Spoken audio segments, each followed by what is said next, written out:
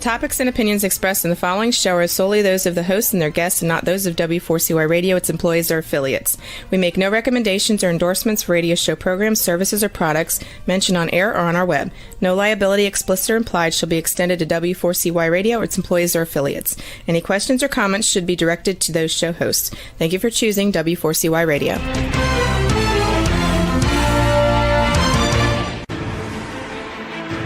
What's working on purpose anyway? Each week, we ponder the answer to this question. People ache for meaning and purpose at work, to contribute their talents passionately and know their lives really matter. They crave being part of an organization that inspires them and helps them grow into realizing their highest potential. Business can be such a force for good in the world, elevating humanity. In our program, we provide guidance and inspiration to help usher in this world we all want, working on purpose. Now, here's your host, Dr. Elise Cortez.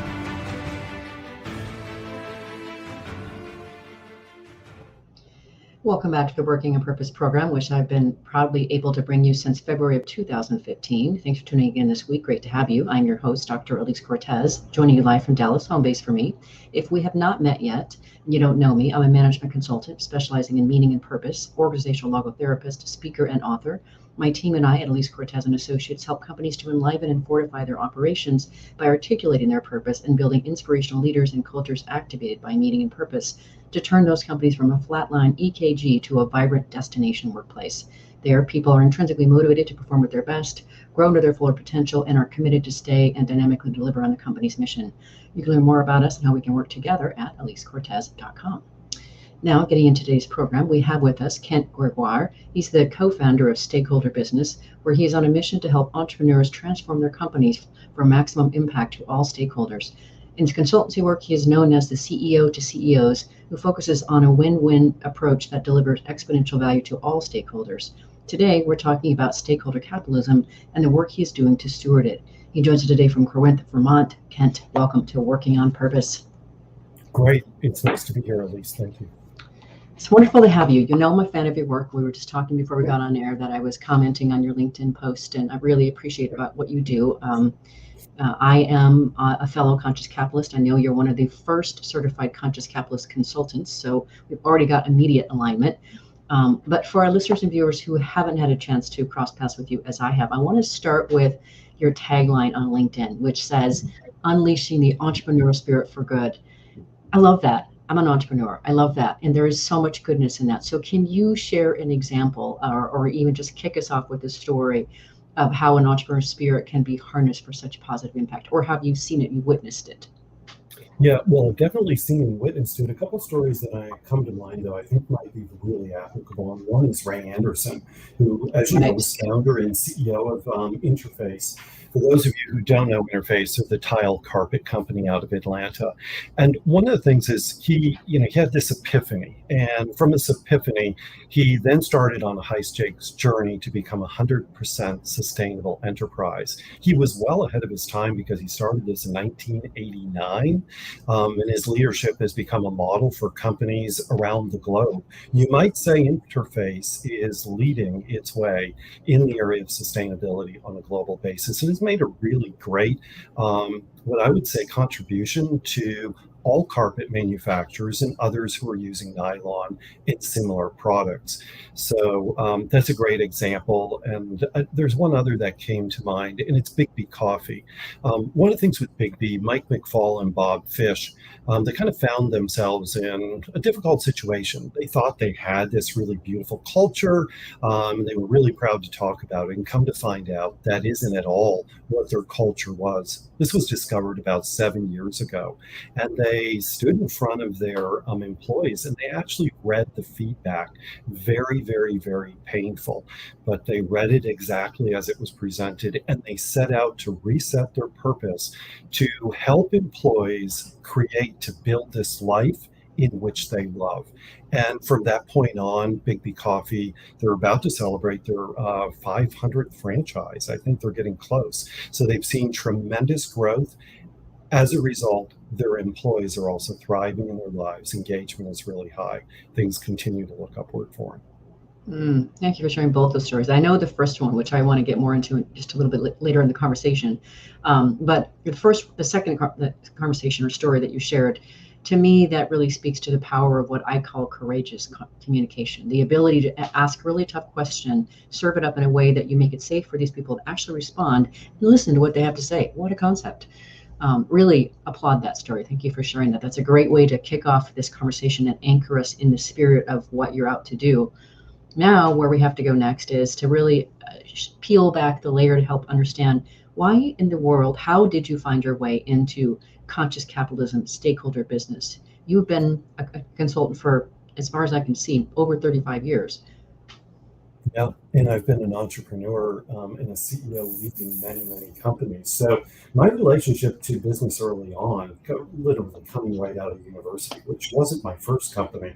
My first one was a manufacturing company at 14. At age 14. And Yeah, I certainly was learning a lot back then. It was successful and a story in and of itself, but still fairly young. One of my largest companies, I was still in it very much around, let's build this thing fast, let's scale it, let's do an exit. In fact, I did all those things in record-breaking time in 4 years, and I thought that was the game of business. Well, I had that company though. My father took me aside one day. He wasn't involved in the company, but he was witnessing me, and he didn't like how I was showing up.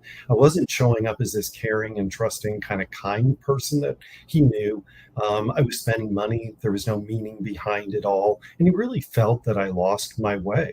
That became sort of what I would say an impetus to start examining, where did I go wrong? What should I be doing differently? You see, my father was ahead of his time. He himself was an extraordinary entrepreneur. And I started leaning in more to the things that he was sharing with me and engaging stakeholders more fully. Still, at that point, I wouldn't call it a stakeholder-driven model, but I was definitely heading down that path and trying not to make those really tough calls, which would result in a trade-off. So kind of fast forward as I went through, I worked with a lot of companies, and as well as leading my own companies, I said, there's got to be a better way to do this. I land in the audience of John Mackey at what would essentially be the Ethics Institute at Emory. And that began my introduction to conscious capitalism. A couple months later, I was at first Conscious Capitalism CEO Summit, and that began my journey. That was my tribe.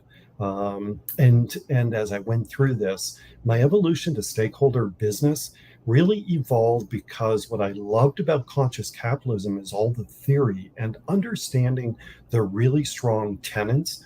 I was looking for more about what are the methodologies, what are the frameworks to help bring this about, especially from a stakeholder perspective. So I studied that really deep, and it's when I joined up with my co-founders to launch Stakeholder Business. okay, really quick, I just have to know, what was the business that you started at age 14? Yeah, it was called Velvet Manufacturing, VELV-IT. I didn't actually develop the product. It was my uncle's, my great uncle's, and he had kind of put it on the shelf. He had made his living with it, never sold it, managed to have a royalty back to him, 3 cents for every jar. And it excelled at cleaning things from fine jewelry to glass. One of the interesting things about glass, people were using it on airplanes, boats, and cars, and bathroom mirrors. If glass is dirty, it's usually it's a part of why it fogs up. It's not the only reason, but it holds that fog. And when you would use velvet, you would never get the fog because it actually cleaned all residue off from it. So you could use it on yachts, you could use it on boats, you could use it on countertops.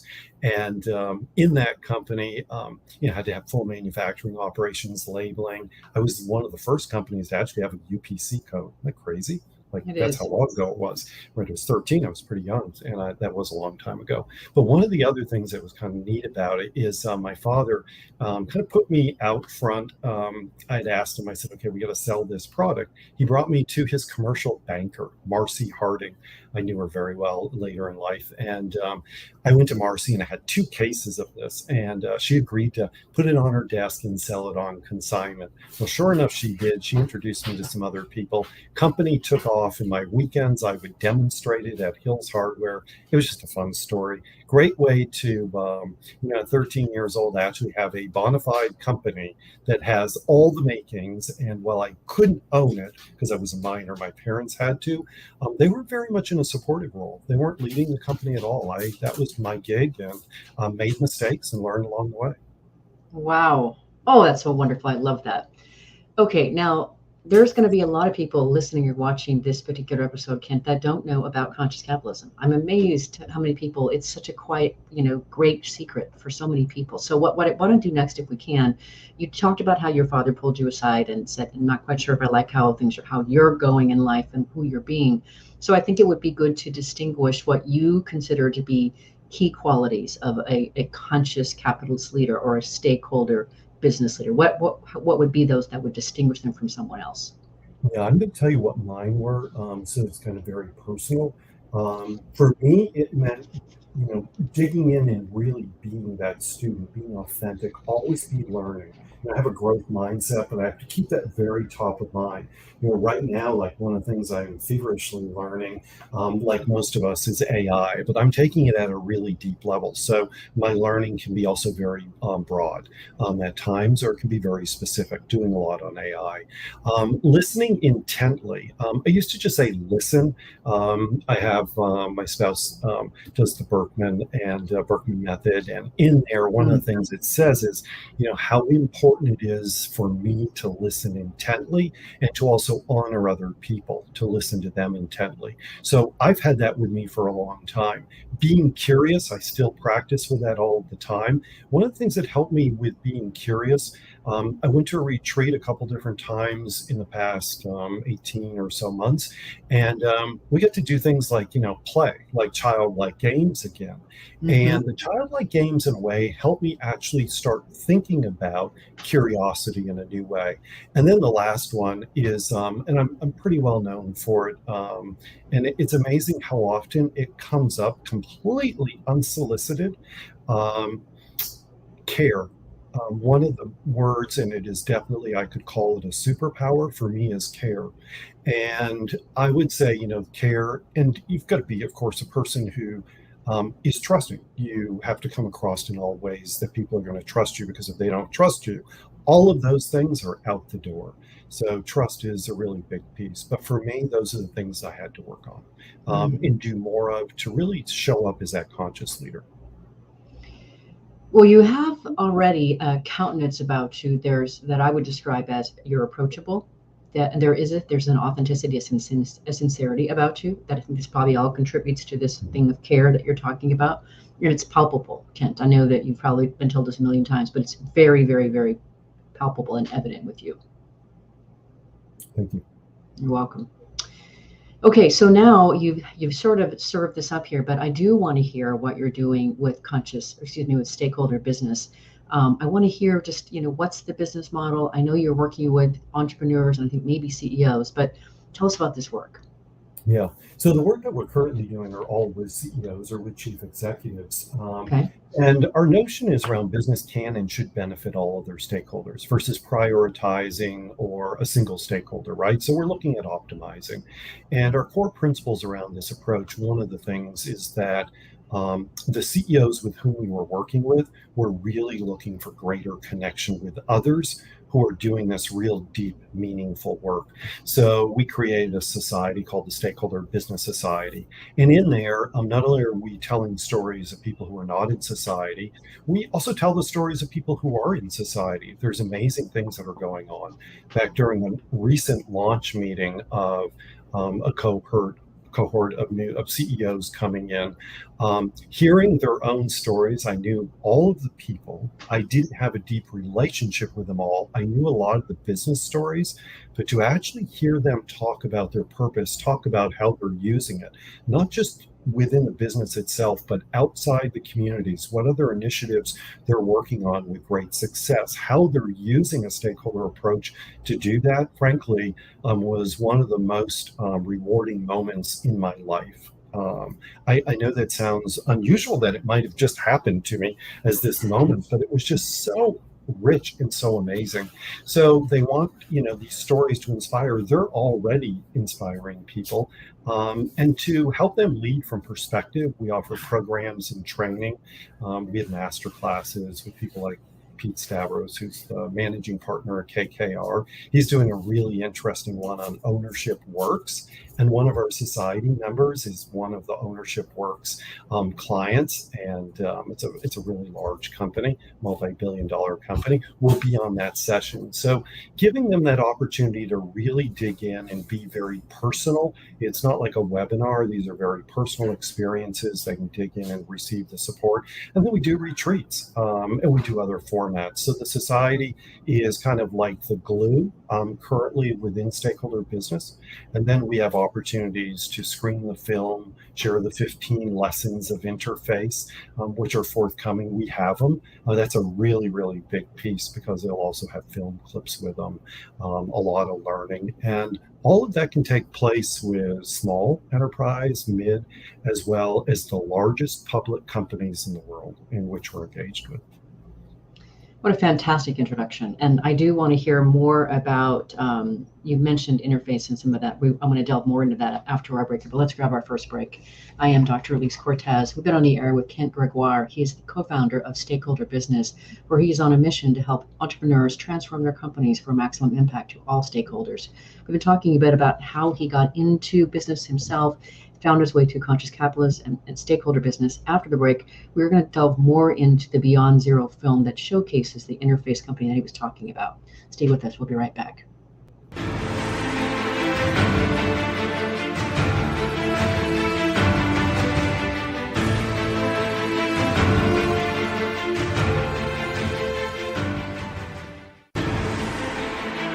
Dr. Elise Cortez is a management consultant specializing in meaning and purpose, an inspirational speaker and author. She helps companies visioneer for greater purpose among stakeholders and develop purpose-inspired leadership and meaning-infused cultures that elevate fulfillment, performance, and commitment within the workforce. To learn more or to invite Elise to speak to your organization, please visit her at elisecortez.com. Let's talk about how to get your employees working on purpose.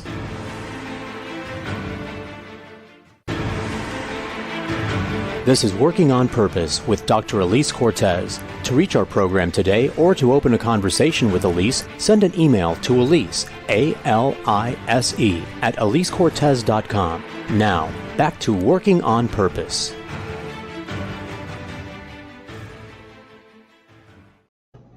Thank you for staying with us and welcome back to Working on Purpose. I'm your host, Dr. Elise Cortez, as I too am dedicated to helping create a world where people realize their potential at work and are led by inspirational leaders that help them find and contribute their greatness, and we do business that betters the world. I continue to write my own books, and so one of my latest books came out in March of 2023.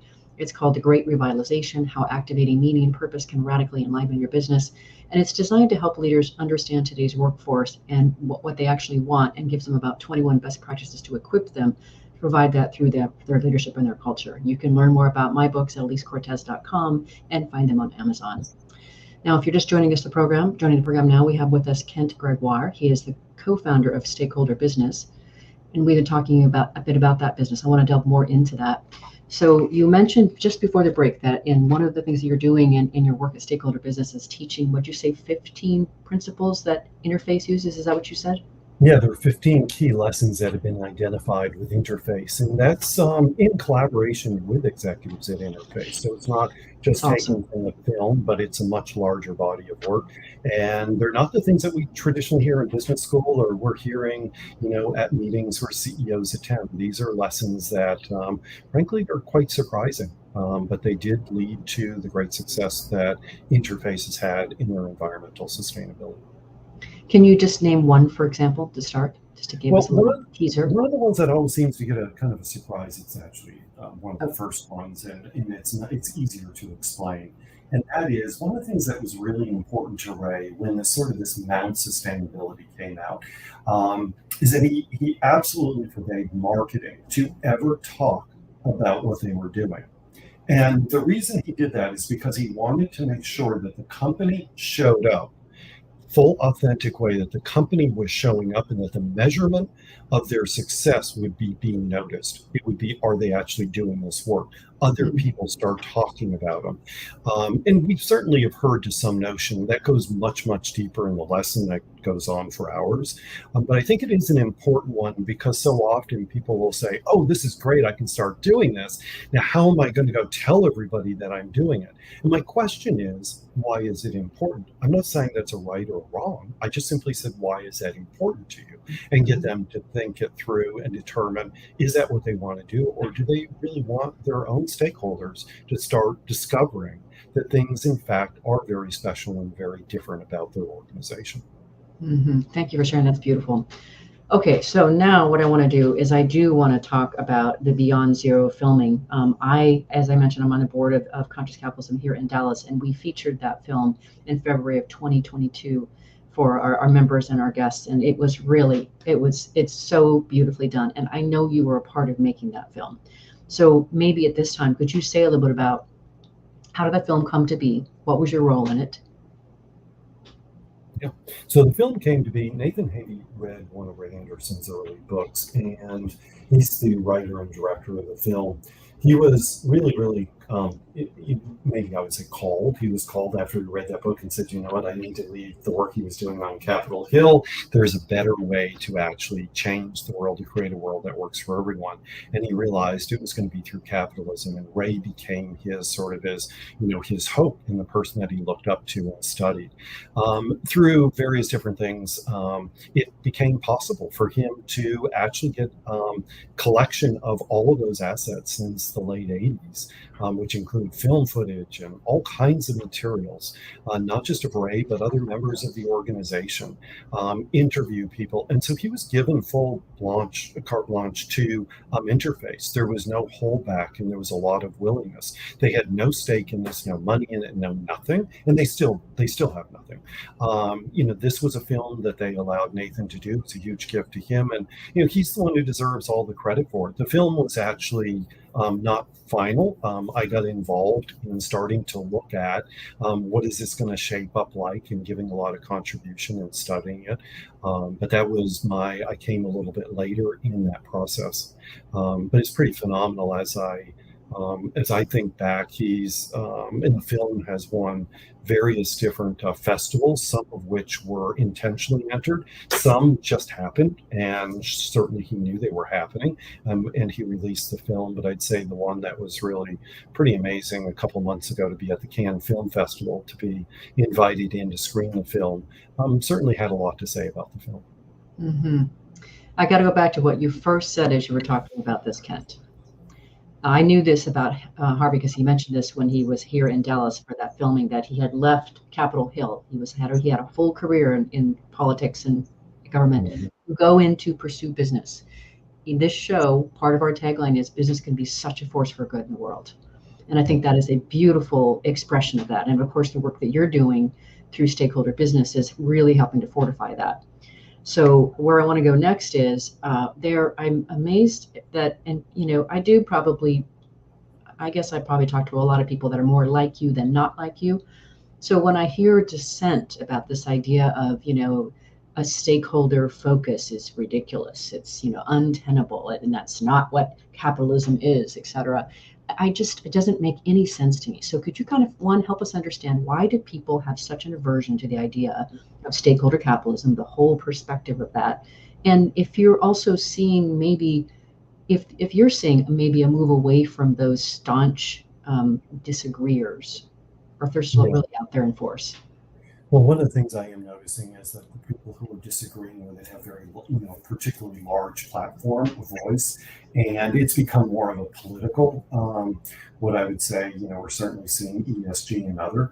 And what we've seen is that really many companies are starting to jump on board. They're curious, right? You've got those that are curious, and they're starting to do something. People are wanting to learn. They're wanting to dive in. And why do they want to do that?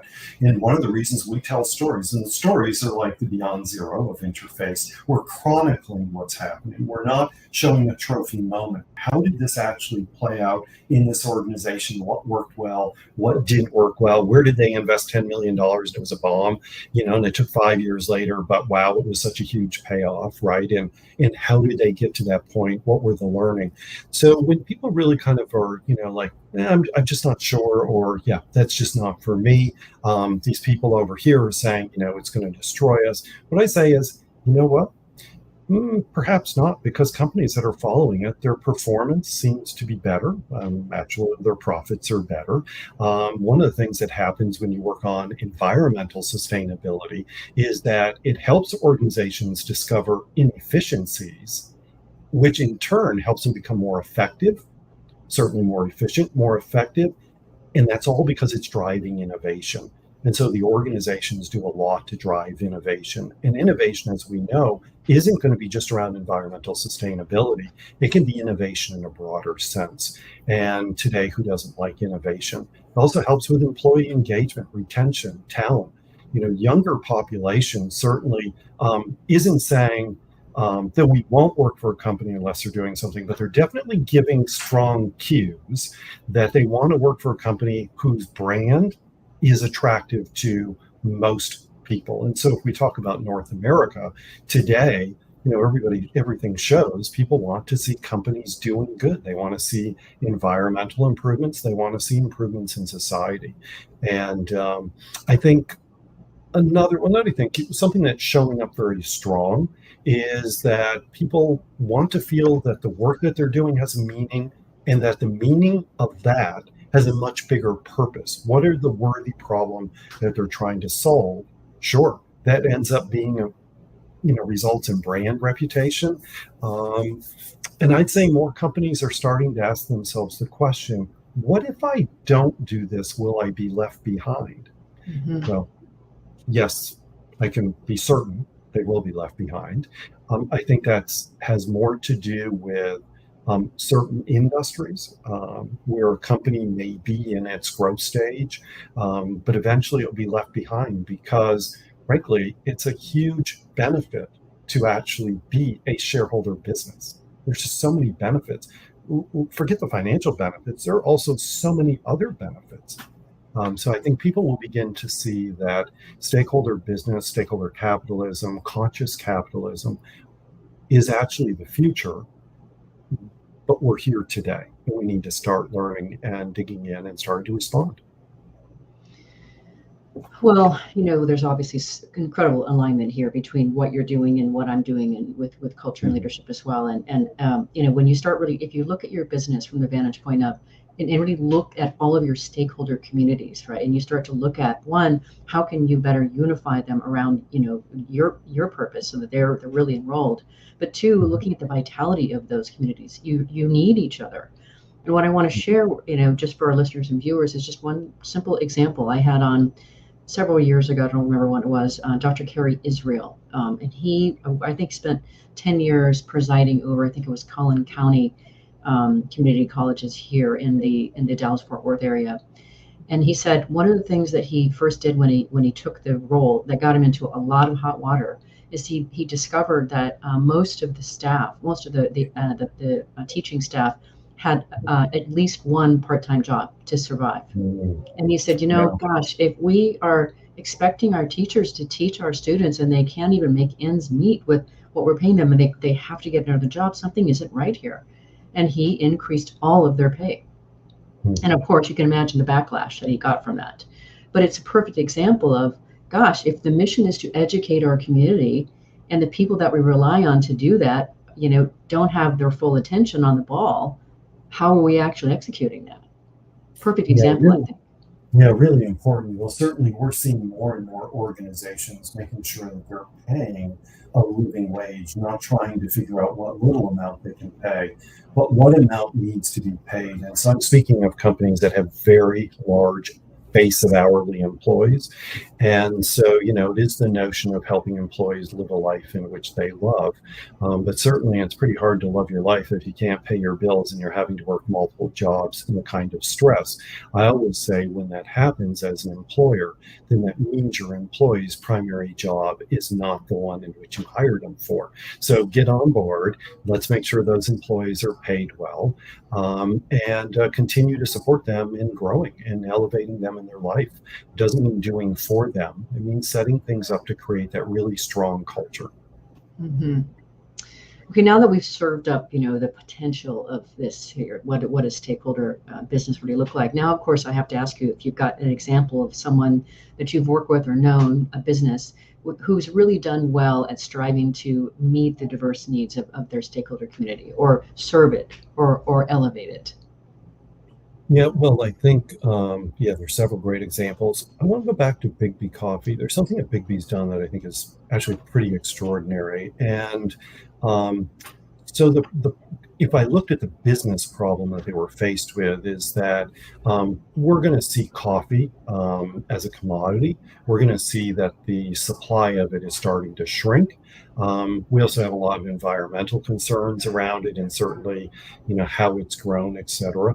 But there's also has been traditionally this middleman in between, with a lot of profits being taken, so that the farmers don't have enough money to do what they really need just to be able to produce coffee, let alone pay people a living wage.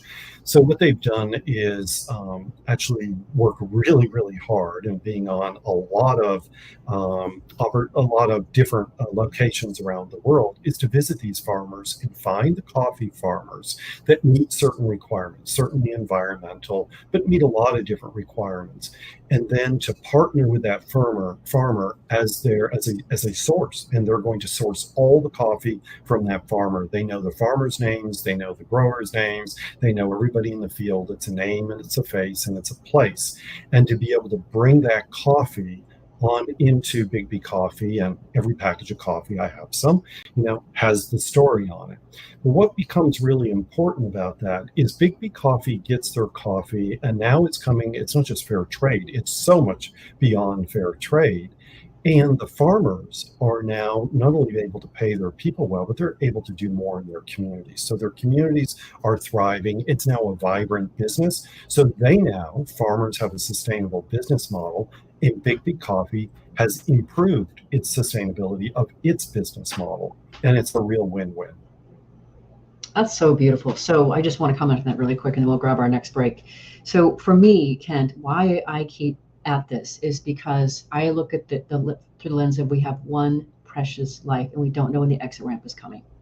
And because I work through the lens also of purpose and meaning, purpose is about urgency. There's something about we don't get forever. So it gives us a sense of urgency to fulfill that purpose while we're here.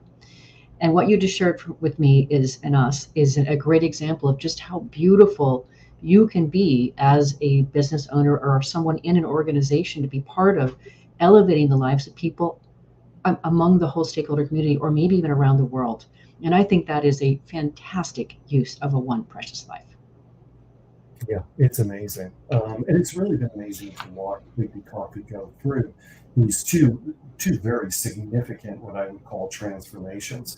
And that was all led by Nathan Havey and colleagues working with them. So those stories are very, very real to me. And it's kind of, maybe in the future you might see some films about some of that. I'm in. Okay, with that, let's let our listeners and viewers think about what we were just talking about there, about the potential beauty of being in business and expressing yourself through it. I'm your host, Dr. Elise Cortez. We've been on the air with Kent Gregoire. He's the co-founder of Stakeholder Business, where he's on a mission to help entrepreneurs transform their companies for maximum impact to all stakeholders. Stay with us. We'll be right back.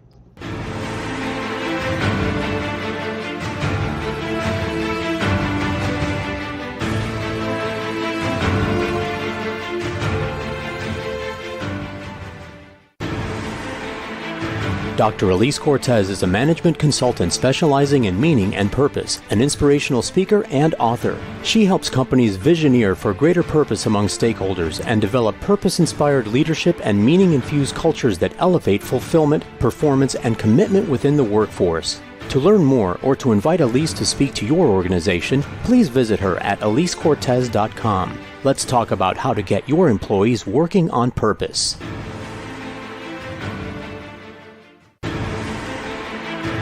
This is Working on Purpose with Dr. Elise Cortez. To reach our program today or to open a conversation with Elise, send an email to Elise, A-L-I-S-E, at elisecortez.com. Now, back to Working on Purpose.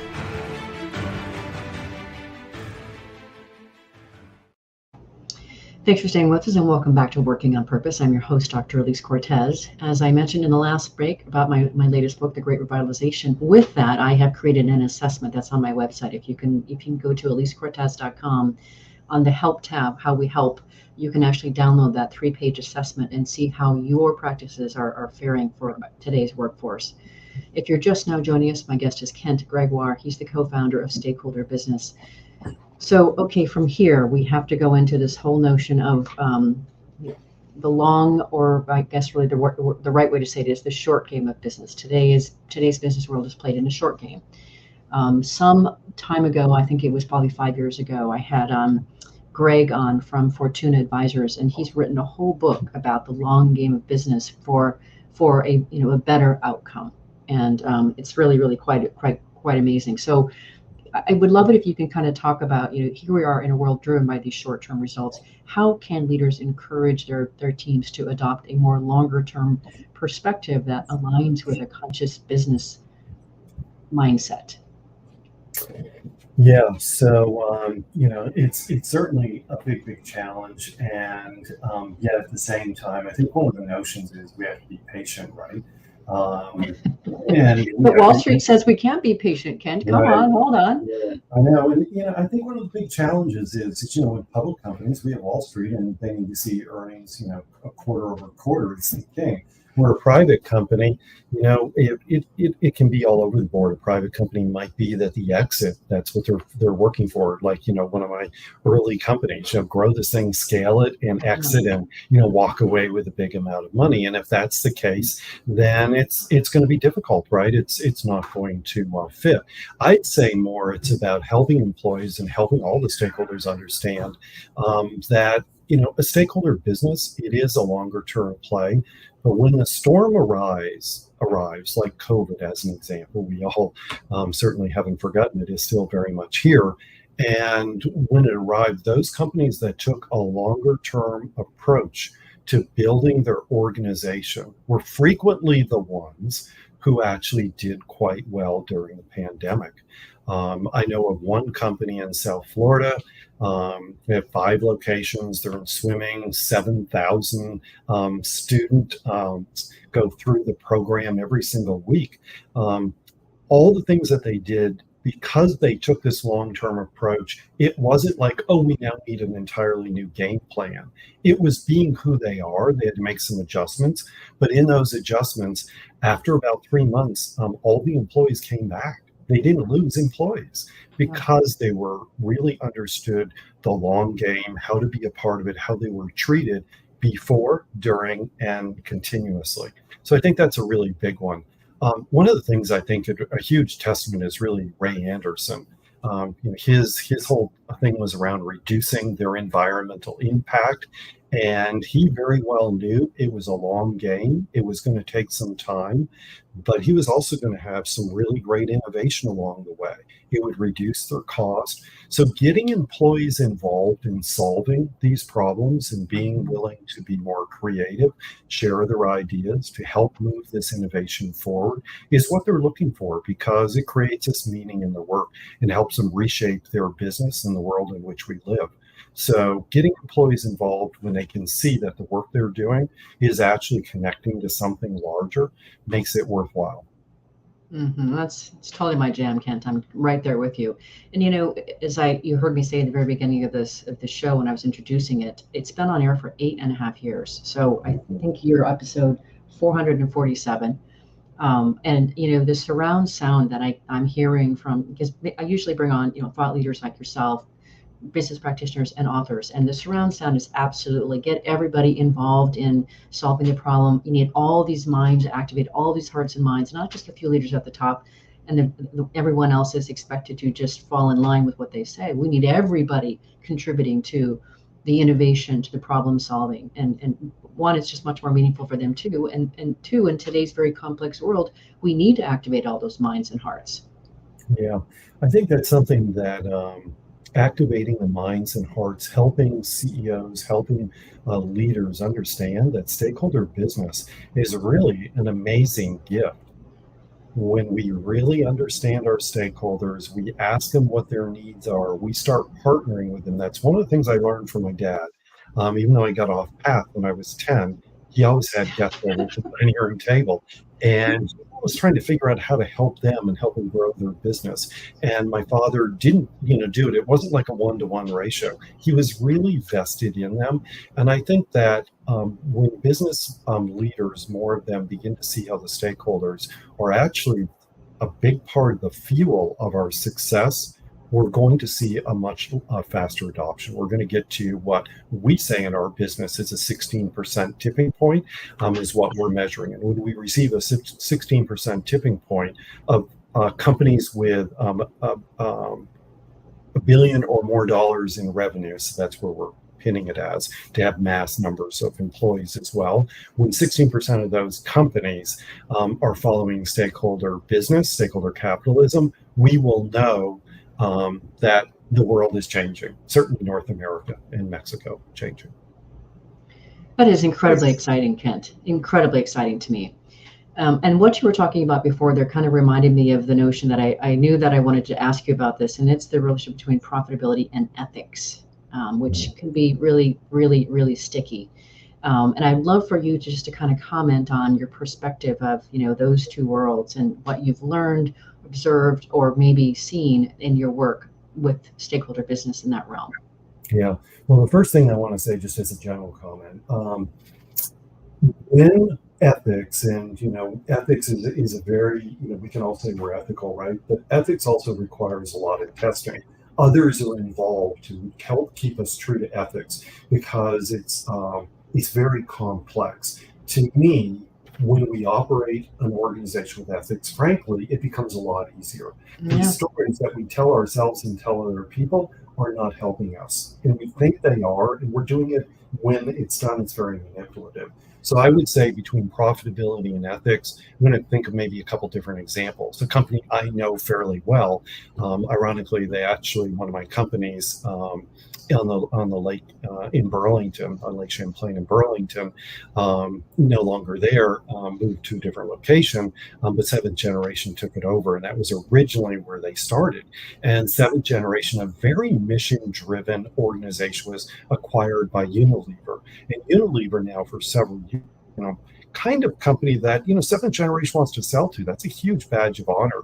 And they had an amazing, a fantastic exit, monetarily as well as everything else. And I would say it is really predicated upon their customer loyalty. And customer loyalty doesn't exist when there isn't strong ethical behavior by the corporation. Eileen Fisher is another. She's commitment to long-term sustainability, and it is in fashion. I'd say her customers are very cult-like. So again, it comes back to customers, but the decisions that they make from an ethical point of view is really difficult to manage, because when you think about sustainability and you think about garments, there's a lot of complexity there. And of course, we all know the story of Patagonia. They like to push the envelope. They're very vocal. They're that environmental advocate that we've all needed. And they're absolutely committed to the cause. Planet is first in everything that they do. And they're quite overt and even sometimes play a little bit of a challenge with even their own products. They'll put it out there and say, maybe you really shouldn't buy this product. Maybe you need to hold us to a higher standard. And to me, that's really putting upfront and to put to the forefront some ethical considerations. Beautifully shared. Oh, that was just gorgeous. We could have a whole other set of shows just on that. In the beginning of our conversation, you mentioned, Kent, that you were focused on, or you were working a lot with AI. And I wanted to definitely ask you, we all understand how technology is completely changing the business landscape, especially even just recently with some of the AI introductions. Interested to hear your perspective on how you see technological advancements influencing the trajectory of conscious capitalism and stakeholder-driven practices. Yeah, I'll definitely get to AI. One of the things, we certainly are very well aware of social media and its play in, Open Door and all of the other places in which consumers, employees, and other stakeholders can contribute how they feel about a product or service. how they feel about the company, how they feel about working there, whatever it may be. And so we're gonna continue to see that at a higher level. We've also seen examples where somebody did something and it literally just crashed their business. A leader, a dentist misbehaves, and the next thing he knows, his patients aren't there anymore. They're not going to tolerate it. So kind of going back to ethics and going back to kind of the transparency of doing good. Companies that are not doing good definitely are harmed. At the same time, I think it also oftentimes has to do with how the company's responding. AI is going to be very, very interesting. I'm definitely studying it feverishly. I'm excited. I see Conscious Capitalism has an event on AI, and they're calling it, in that the person who's putting it on is highly respected and somebody I'm anxious to listen to. But in that, they're considering it a potential stakeholder. And I think that's one of the things that I'm wrestling with. I don't know that AI is a stakeholder as much as, because it's pervasive throughout the entire organization. It's kind of like saying purpose. Purpose isn't a stakeholder. Purpose is essential, and then all the stakeholders are connected to the purpose. I think we're going to see AI as more of an operational, and how it gets operationalized to see through innovation to help find these efficiencies. Some of the things I mentioned before. It isn't just about quickly finding great text and ask a question and you've got your next blog written. It's solving some really big challenges, and I don't think it's just companies that are going to spin up because of AI. It's really how are companies going to bring AI into their place. One of the consulting companies, I don't remember which one, but one of the really big consulting global companies is starting to use AI internally for the purposes of a database. Think of taking Wiki and everything else and putting all the data that they've ever had in a place. So now their consultants can ask questions and get all of this information. Yeah, it's like it's one of the really big consulting firms. Interesting. Okay, I would be remiss, and we're getting close to the end here. I have to know what you see as the future of conscious capitalism and stakeholder business. Where's it going? Yeah. Well, it's definitely my hope that more organizations really lean into purpose, conscious leadership, the stakeholder orientation, and really this conscious culture, that it becomes, this place of common. I think that I really do feel strong that this generation that's coming up, that's actually not quite yet out of school yet, they're coming up. This particular generation are very much already, with consciousness, and Yes. they're not going to put up with anything that's short-sighted. It's just not going to happen. So we're seeing a number of different things that will take place. I also think interesting is in our business, in stakeholder business, we're kind of answering that question as well. It's really important to us in our theory of change, our domains of influence might be a better way of explaining it. Business education. We've been using the Beyond Zero, writing the lessons.